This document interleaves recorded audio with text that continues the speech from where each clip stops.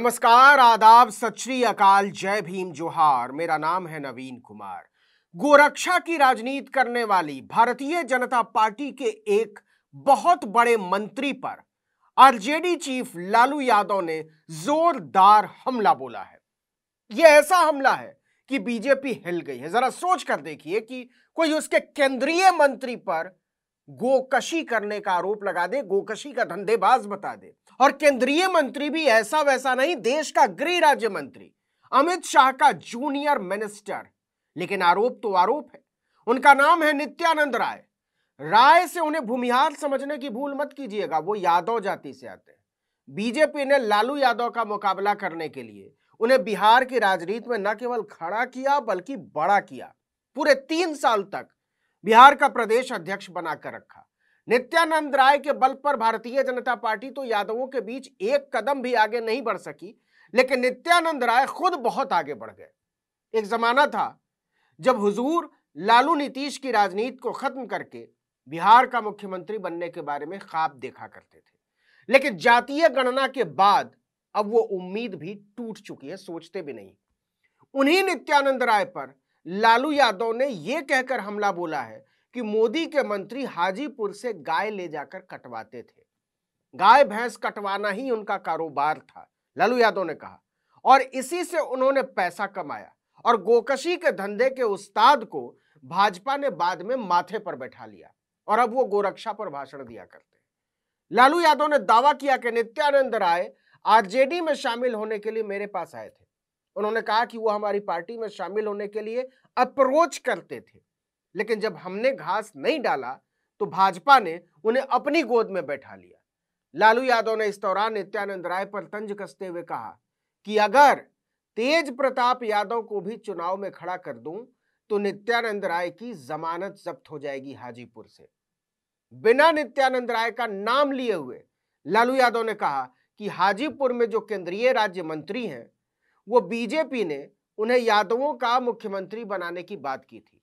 वो कहते थे कि लालू यादव ने राबड़ी देवी को मुख्यमंत्री बना दिया।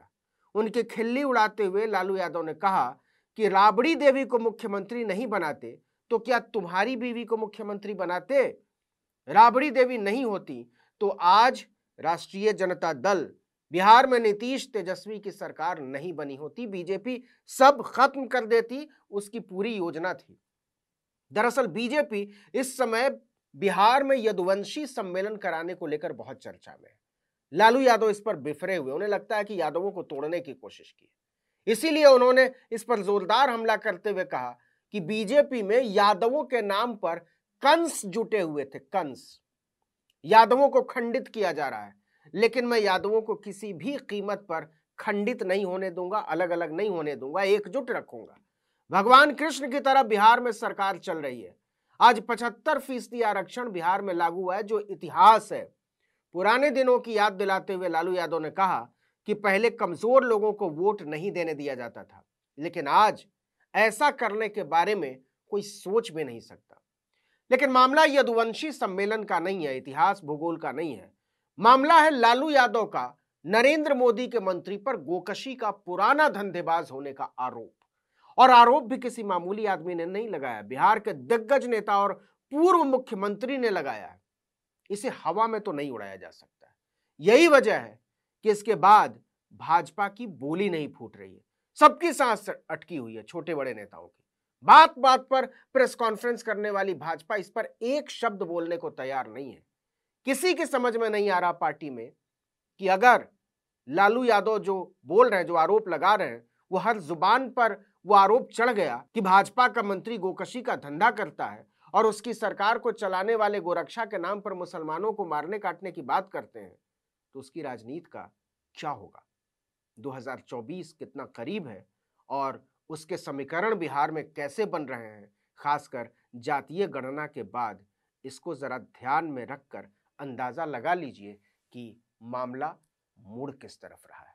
इस वीडियो में इतना ही, लेकिन अगर आपने आर्टिकल 19 इंडिया को अब तक सब्सक्राइब नहीं किया तो फौरन कीजिए, बेल आइकॉन दबाइए, घंटी जैसी आकृति लाइक कीजिए और कमेंट करके बताइए हमारा वीडियो आपको कैसा लगा। यूट्यूब पर देख रहे हैं तो हमारे चैनल को सब्सक्राइब कीजिए, फेसबुक पर देख रहे हैं तो हमारे पेज को लाइक कीजिए, इंस्टाग्राम पर हमें फॉलो कीजिए और हमारा ट्विटर हैंडल है आर्टिकल 19_इंडिया और मेरा ट्विटर हैंडल है नवीन जर्नलिस्ट। आप हम दोनों को फॉलो कर सकते हैं।